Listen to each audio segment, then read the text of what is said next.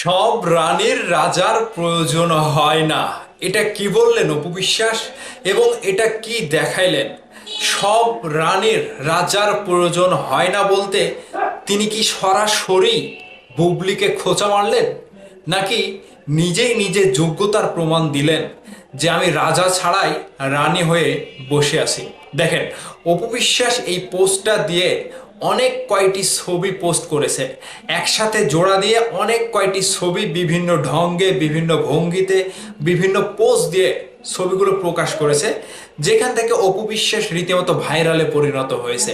তবে অপু বিশ্বাসের এই পোস্ট কিংবা এই ভঙ্গিতে ছবি তুলে রীতিমতো দর্শকদের কাছে প্রশংসাও পেয়েছে, কিন্তু একটি পক্ষ থেকে কিংবা অপর পক্ষ থেকে রীতিমতো অপু বিশ্বাস যেভাবে সমালোচনার একটা ফাঁদে পা দিল, আবারও রীতিমতো অপু বিশ্বাসকে আর কি বলতে বাদ রাখছে না দর্শকরা। দেখেন, মেগাস্টার শাকিব খানকে ছাড়া অপু বিশ্বাস যে জিরো, সেটা কিন্তু প্রমাণিত, কিন্তু অপু বিশ্বাস এই কথাটা মানতেই চায় না।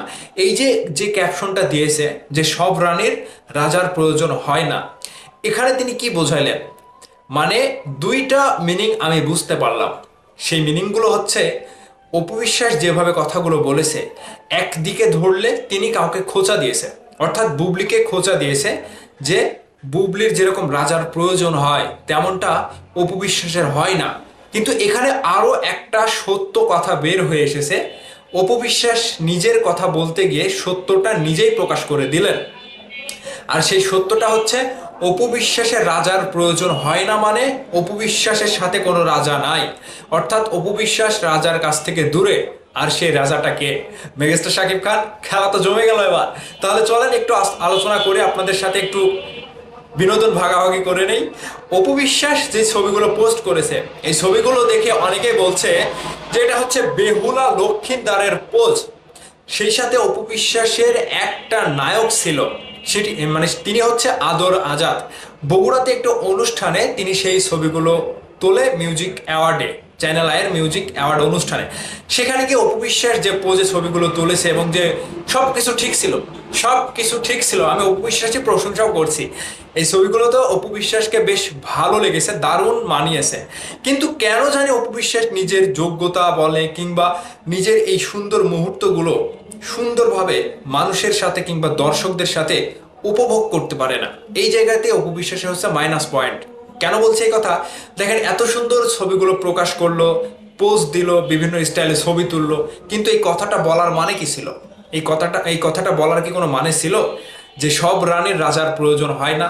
মানে কি বোঝাইলো এই কথার পরে? তো অপু বিশ্বাসের কমেন্ট বক্সে অনেকেই মানে ধুয়ে দিচ্ছে যে হ্যাঁ, আপনি একাই মেয়ে, আপনার পুরুষ লাগে না, একা একাই জাস্ট এইসব মেলা, মানে অনেক মতামত কমেন্ট বক্সে কিন্তু আসছে। সেই জায়গা থেকে বলছি যে অপু বিশ্বাস যদি একটা কোনো কাজ করে, সেই কাজ নিয়েও তিনি কেন কেন জানি নিজেকে সমালোচনায় ফেলে। তার একটা উদাহরণ এই যে পোস্টটা। যিনি একজন রানী, তিনি রাজাকে ছাড়া রানী কিভাবে হয় আমাকে বোঝান তো। আর এই কথাটি বলে যদি বুবলিকে খোঁচায় দেয়, তাহলে বুবলি তো অটোমেটিক্যালি জিতে গেল, কারণ বুবলির সাথে রাজা রয়েছে, বুবলি রাজার সাথে অ্যাটাচড। তাই তো কথার মানে তো এটাই দাঁড়ালো। এখন অপু বিশ্বাস যেভাবে আলোচনা সমালোচনায় আসছে, ঠিক বুবলি বর্তমান সময়ে তার সন্তান নিয়ে তিনি আমেরিকায়, সন্তান নিয়ে আমেরিকা থেকে ফিরলে আরো একটা চমক আমরা দেখতে পারবো। সেটি আমি একটা খবরও পেয়েছি যে বুবলির নাকি মেয়ে সন্তান হবে, সেটি আগামী ঈদের এক সপ্তাহ আগে জন্মগ্রহণ করবে। এটা নিয়ে আমি একটা বিস্তারিত ভিডিওতে নতুনভাবে একটা ভিডিও দিব, আপনারা দেখবেন। তবে অপু বিশ্বাস যে কথাটি বলেছে যে সব রানীর রাজার প্রয়োজন হয় না, এখানে দুইটা বিষয় প্রমাণ হয়ে গেল যে অপু বিশ্বাসের সাথে কোনো রাজা নাই। আর যদি বুবলিকে খোঁচা দিয়েও থাকে, তাহলে বুবলির সাথে রাজা আছে, অপু বিশ্বাসের রাজা নাই। কথা ক্লিয়ার? এখন আপনাদের মতামত কমেন্ট করে জানাবেন।